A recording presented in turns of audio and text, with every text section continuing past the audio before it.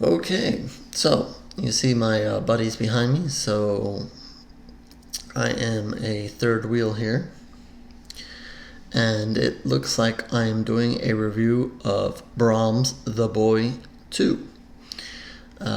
Cast and crew information down below. And I'll start off with reading the IMDb plot before I get into it, if it's okay with you guys.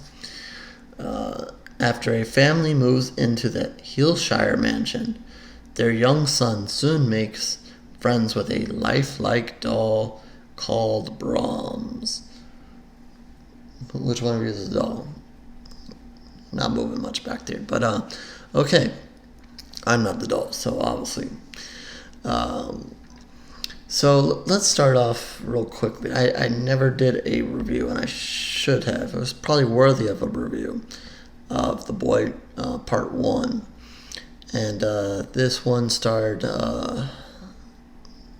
Lindsay Cohen, I believe, or something like that. Maggie from The Walking Dead. That's how I know her. And I actually liked the setup in that movie. The way they introduced the doll, with her being the babysitter and her being creeped out by the way the boy was reacting to her having to babysit the doll. And then obviously with what happened, if you haven't seen the movie, I guess this is a little. I don't know if I should spoil it or not.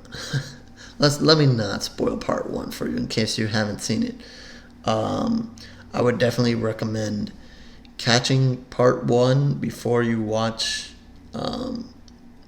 part 2 here, just because it kind of gives you the background, and this one kind of picks up off that story. I wouldn't say you'd be completely lost. They do spend a little bit of time talking about the events in part 1, so if you really don't want to watch part 1 for whatever reason, you don't have to. I think it would just make a little more sense, and I didn't think part 1 was so terrible that you would not have to watch it. Really what happens in the final act of that movie and the little bit of a twist that happens there is a little interesting, and it kind of makes it worth it. Whether you buy that or not, happening from what happens earlier in the movie, I don't know. But let's stick here to part 2.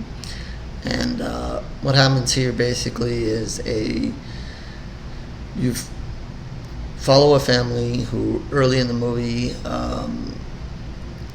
wife, husband, and young son, who the father's not there, and the wife and son are home alone, and here come 2 guys in, and they basically are robbing the house, and everything that goes on, they assault the mom and basically end up traumatizing both the mom and the boy. And the mom is still struggling a bit, but the boy kind of reverts to being quiet. Like, he refuses to talk after this. Instead, he communicates by writing on a pad. I didn't know that part happened when I watched the trailer. I thought the boy was just didn't speak. I think it adds something to the movie, because he's just not like, if he could speak, then you could, why are you doing this with the doll, why are you doing that with the doll, and getting all these explanations and blah blah. Everything is kind of kept more brief and so forth, and he's not really writing too much about the doll, so everything is kind of kept a little bit better secret. So after this event happens and the boy's traumatized, they decide to take the boy out of the city and take them to this mansion where the events of the first movie happened. They don't stay in the mansion. I guess they're staying at like a cottage to the side or nearby or so forth. And I guess they're not too familiar with the events that happened, and of course, as with these kind of movies, they'll soon figure out what did happen then, and there's some research, and of course, somebody on the grounds who fills them a little bit in on what's happening here. And not long after they get there, they're going for a walk in the forest, and the boy just gets that sense, and he finds the doll that's been buried in the ground, and he takes it out. And really, the parents are kind of desperate to please the boy in anything that he'll like, something that maybe will hopefully get him to talk again. So they go ahead and say, okay, you can have the doll if you like it. Bring it home and clean it up. And he names it Brahms. So, here we go. Again, you've got a creepy doll, and he's kind of putting it there, and the mom keeps looking at it, and she's wondering what is going on here. And the mom in this movie is played by Katie Holmes, and as much as I rooted for her death in this movie, it didn't happen. Sorry, Katie. Just one of those things. I have certain actors and actresses I wouldn't mind seeing die in a horror movie, and it just didn't happen this time. I don't know if that's a spoiler for anybody out there, but you probably didn't expect her to die in the movie anyway. Not a whole bunch of death in this movie. Not really what this movie's about. Again, it's a kind of a mystery, unraveling pieces of the first movie. Maybe giving you even a little bit more background into the first movie, and some of the backstory there, the history of the doll and Brahms. And obviously at this point there's it kind of goes from, again, I'm trying really not to spoil what happens in part one, but kind of really moves more to a supernatural in this movie, a supernatural kind of movie, whereas the first one didn't. I'll be quiet here. But yeah, so this one, the doll is definitely supernatural. Doesn't do, this is not Chucky where he's going to get up and start running around and start killing people left and right. You don't really see the doll do a whole bunch. Basically, in the end, he wants to become one with the boy wants to become one with the doll, but there is some good still in the boy, so there's a fight there. I don't think I'm spoiling it. The boy does manage to speak a little bit towards the later part of the movie, kind of just keeping the parents' hope that, and keeping the doll around as well. As far as the way the story plays out, it's up and down. I can see some people maybe losing interest in it. Again, maybe if you saw part one, you kind of want to see where this goes. Maybe you'll keep interest. I thought maybe it was a little short on scares. I don't. This is more really about story than scaring anybody else, and kind of being supernatural. And really, they're having a story to tell here. Trying to be creepy. The doll is creepy when you look at it. They have, some points of view and so forth. But again, it's not really big on deaths. It's not big on scares. They're just trying to tell a creepy story here, and it's not a bad story. Like I said, I like the way they ended. I didn't mind the way they ended in the first one, and this one just kind of gives further explanation into it.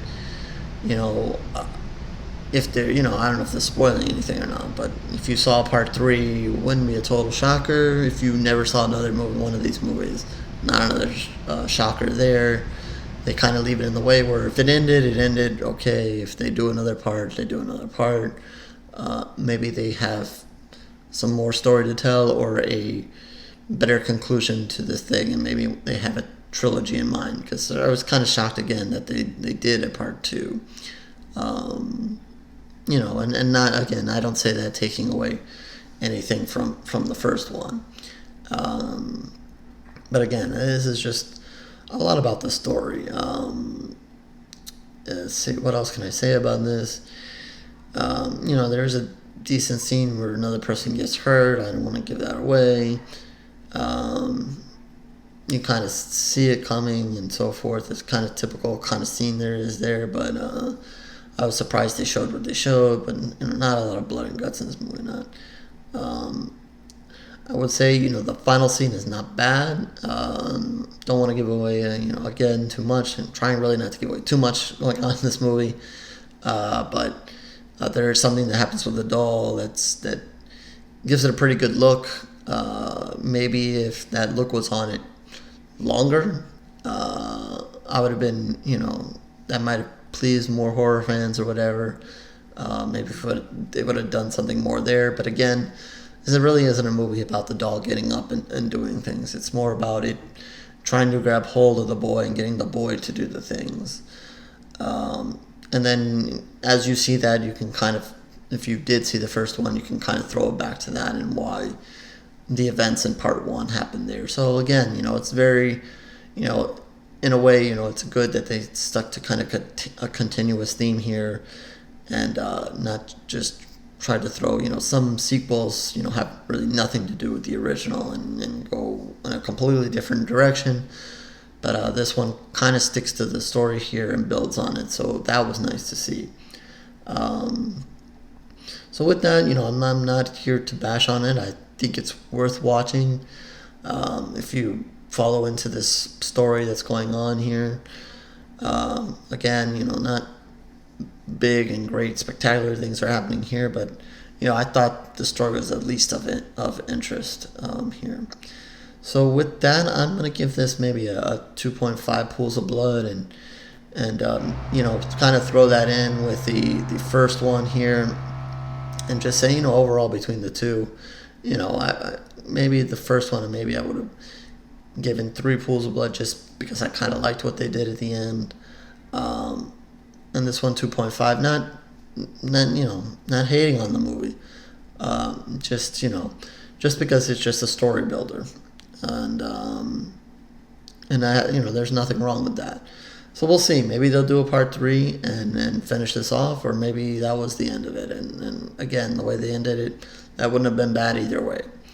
Hopefully that doesn't really spoil anything for you, but I guess if you're used to these kind of movies, you'd probably expect it to kind of end that way. So with that, again, 2.5 pools of blood. Hopefully I didn't spoil anything for you. These guys, and they're not doing too much movements back there, I hope. And again, all the information down below, cast and crew, along with social media to find me. If you want to talk about the movie, please comment down below if you liked the movie, saw the movie, or whatever your thoughts are. And horosgoryreviews.blogspot.com. That link is also down below, but you can also find more videos if you haven't subscribed to this channel. You can find more video reviews there, some of my written reviews, older reviews. Go back in time, check them out. Been doing this for a while now, so hope you enjoy, and I will catch you on the next review, horror fans.